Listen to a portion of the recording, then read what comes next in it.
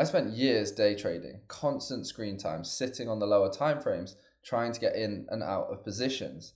And it stressed me out because ultimately I was doing this alongside an extremely busy lifestyle. That all changed when I switched to swing trading because I could look at what higher time frame candles like the weekly, 2-weekly, and monthly candles were doing and their relationship to one another to actually get into high probability trades like this to our winner.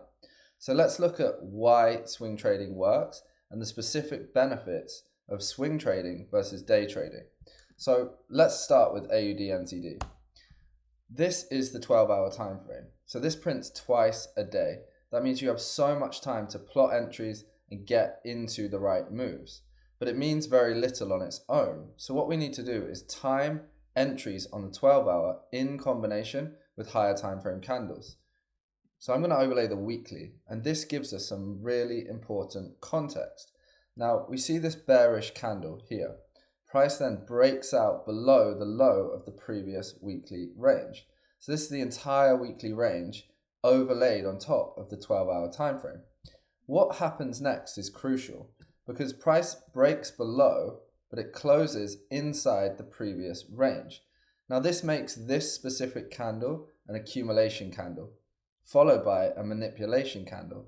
The next thing that price often does after accumulating, manipulating, is to distribute. And we distribute to the high of the accumulation candle because that is where external liquidity sits. So I'm just going to mark that as the target for price. So as soon as this manipulation candle on the weekly time frame prints, we can look for entries. And if we zoom in, we have something extremely simple.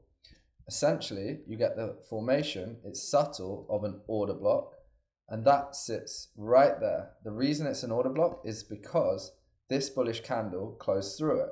So that now becomes the last sell to buy. But importantly, what we also see is an imbalance in price, a bullish fair value gap.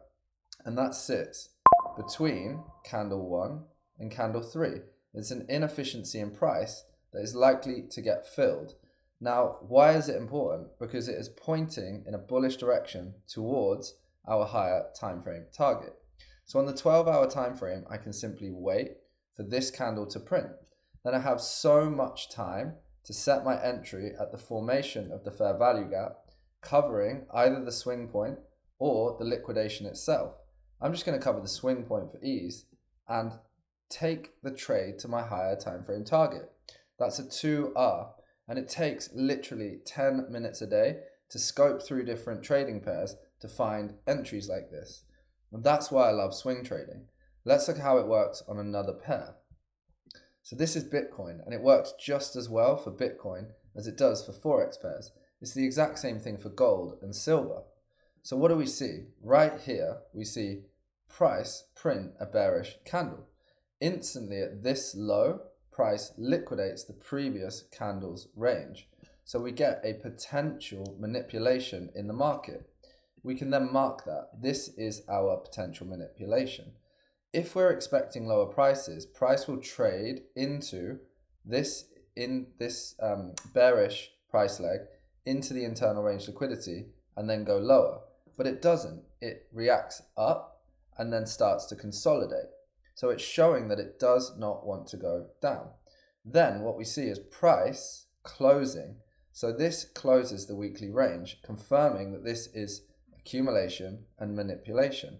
Where is the 12-hour structure? Well, we have an order block here, which we can then mark. We also have a new order block that is formed here. So we have two pieces of structure that we can take trades from. So I'm just going to set a long entry right there. And you can either cover the low here or the low of the entire order block structure. Where's our target? So the initial target for price is the high of the accumulation candle.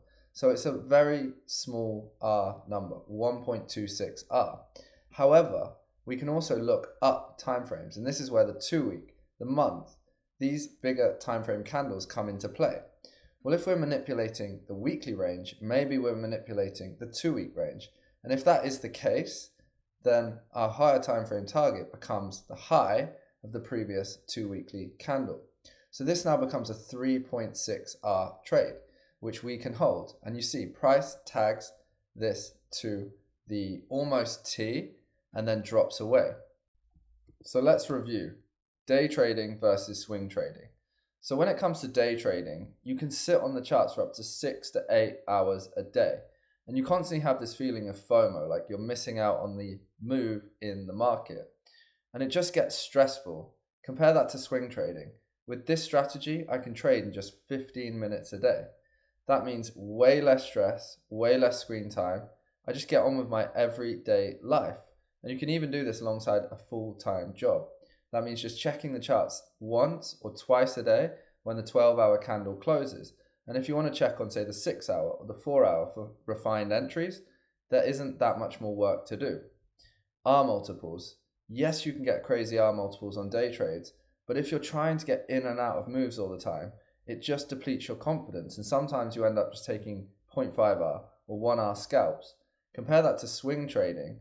When you have confirmed levels in the market, you can hold for 2R trades, 2.5R trades, or even beyond, and this plays into a profitable trading plan. So what I do is I compare 31 Forex pairs every single day to find the best setups. And that means in 15 minutes, I can get into the right trades at the right times. I've got a 3-part series on this on my YouTube channel, which you can check out for free. I'll see you on the next one.